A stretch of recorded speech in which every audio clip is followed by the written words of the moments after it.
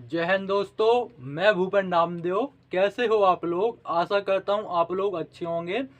SSC की तरफ से शॉर्ट नोटिफिकेशन जारी किया गया है, जिसमें आपका एसएससी जीडी कांस्टेबल का न्यू वैकेंसी आ गया है। जी हाँ दोस्तों, आपको विथ प्रूफ विथ नोटिफिकेशन के साथ बताएंगे, ठीक है ना, कि इसमें कब से इसके फॉर्म ऑनलाइन होने वाले हैं, कब इसकी लास्ट डेट है, और सबसे बड़ी बात कि इसमें एग्जाम डेट भी आपकी आ चुकी है। तो सारी जानकारी, जैसे कि आपका इसमें योग्यता क्या होनी चाहिए, आपकी उम्र सीमा क्या होनी चाहिए, इसके अलावा आपका सिलेक्शन प्रोसेस में आपका क्या क्या स्टेप कराए जाते हैं, जैसे आपका रिटन एग्जाम, फिजिकल टेस्ट और सैलरी के बारे में। तो चलिए दोस्तों, आपको समझाएंगे पूरी भर्ती प्रक्रिया step by step. Video start करते हैं। तो सबसे पहले हम बात करें इसके ऑनलाइन डेट के बारे में। तो आपके एसएससी जीडी कांस्टेबल के ऑनलाइन फॉर्म 24 नवंबर 2023 से स्टार्ट हो रहे हैं, और जो इसकी लास्ट डेट है वो 28 दिसंबर 2023 रखी गई है। अब बात करें इसके एग्जाम डेट के बारे में, तो एग्जाम डेट में रिटन एग्जाम टाइम बताऊंगा। अब बात करते हैं इसके लिए आपकी योग्यता क्या होनी चाहिए। तो सिंपल, इसमें आपका 10वीं पास होना चाहिए। अब बात करें आपकी उम्र सीमा के बारे में, तो एसएससी जीडी के लिए जो आपकी उम्र सीमा होनी चाहिए वो 18 से 23 साल आपकी उम्र होना चाहिए। इसके अलावा अगर आप ओबीसी कैंडिडेट हो तो आपको दिए जाएंगी 3 साल की छूट। अगर आप एससी या एसटी उम्मीदवार हो तो आपको मिलेगी इसमें 5 साल की छूट। अब बात करते हैं इसके ऑनलाइन इसके एप्लीकेशन फीस के बारे में। तो अगर आप जर्नल, ओबीसी, ईडब्ल्यूएस कैंडिडेट हो तो आपसे लिए जाते हैं 100 रुपये। अगर आप एससी, एसटी या महिला उम्मीदवार हो तो आपको 1 रुपये नहीं देने हैं। अब बात करें वैकेंसी डिटेल्स के बारे में, कि कितने पद पर आपकी एसएससी जीडी कांस्टेबल की वैकेंसी आने वाली है। तो आपका एसएससी जीडी की जो वैकेंसी है, जो पिछली वैकेंसी आपकी जो अभी 2023 में अभी 1 महीने पहले फाइनल हुई है, उसमें जो आपके पद थे वो आपके 50,000 कुछ पद थे, ठीक है ना। लेकिन अब जो वैकेंसी आने वाली है उसमें आपके 60 से 70,000 बीच में आपके पद रहने वाले हैं। तो अच्छी खासी आपकी बड़ी वैकेंसी आने वाली है। तो अब बात करें इसके सिलेक्शन प्रोसेस के बारे में, तो सबसे पहले होता है आपका रिटन एग्जाम। रिटन एग्जाम के बाद फिर होता है आपका फिजिकल टेस्ट। फिजिकल टेस्ट के बाद फिर आपका होता है मेडिकल टेस्ट। मेडिकल टेस्ट के बाद फिर आपका फाइनल डॉक्यूमेंट वेरिफिकेशन। फिर उसके बाद फाइनल मेरिट लिस्ट निकलती है। तो बात करें इसके एग्जाम पैटर्न के बारे में, तो आपके 4 विषय से प्रश्न पूछे जाते हैं। जी के जीएस से रहते हैं आपके 20 प्रश्न, मैथ से रहते हैं 20 प्रश्न, और रीजनिंग से रहते हैं 20 प्रश्न, और हिंदी या इंग्लिश जो आपको अच्छा लगे, जो जिसमें आप माहिर हो, उसके रहते हैं आपके 20 प्रश्न। टोटल आपके रहते हैं इसमें 80 प्रश्न, ठीक है। 80 प्रश्न का ये पेपर होता है।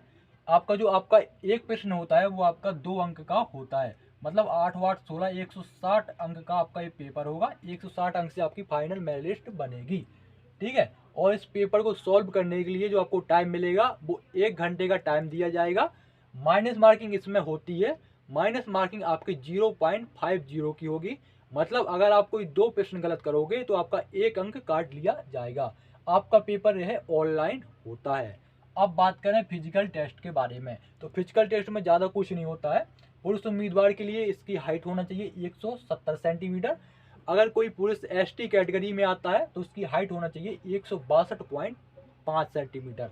अगर बात करें महिला उम्मीदवार की हाइट के बारे में, तो महिला उम्मीदवार की जो हाइट होना चाहिए वो 157 सेंटीमीटर होना चाहिए। अगर कोई महिला एसटी कैटेगरी में आती है तो उसकी हाइट 150 सेंटीमीटर होना चाहिए।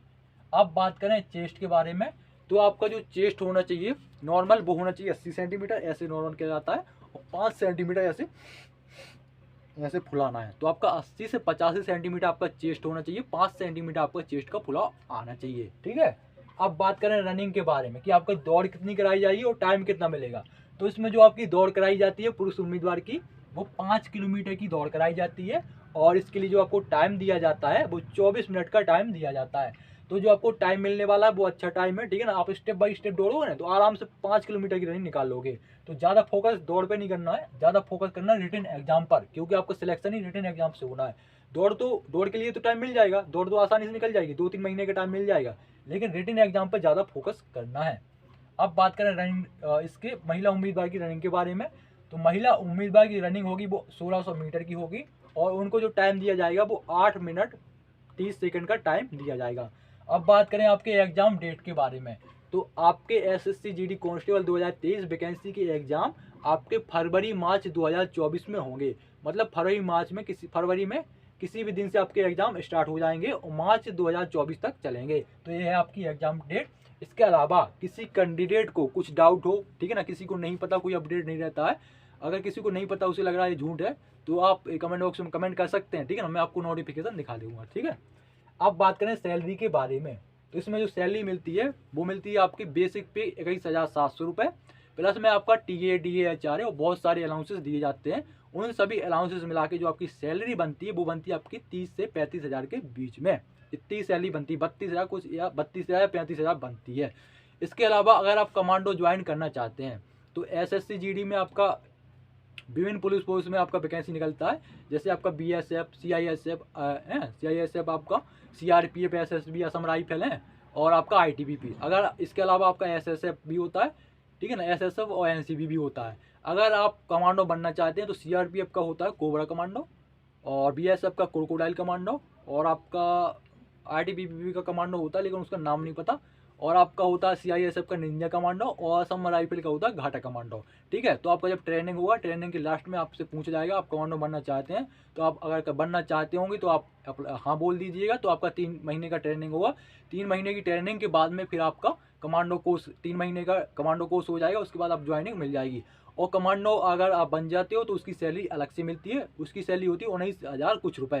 तो शुरुआत में 32,000 जोड़िए 19,000, तो हम आप समझ सकते हैं 50 से 55,000 के बीच में आपकी शुरुआत में ही सैलरी बनने लगेगी। इसके अलावा अगर आपको कुछ डाउट हो तो आप कमेंट बॉक्स में कमेंट कर सकते हैं। वीडियो कैसा लगा जरूर बताएं, ठीक है, और सपोर्ट करें दोस्तों। मिलते हैं किसी नेक्स्ट वीडियो में, तब तक के लिए जय हिंद जय भारत।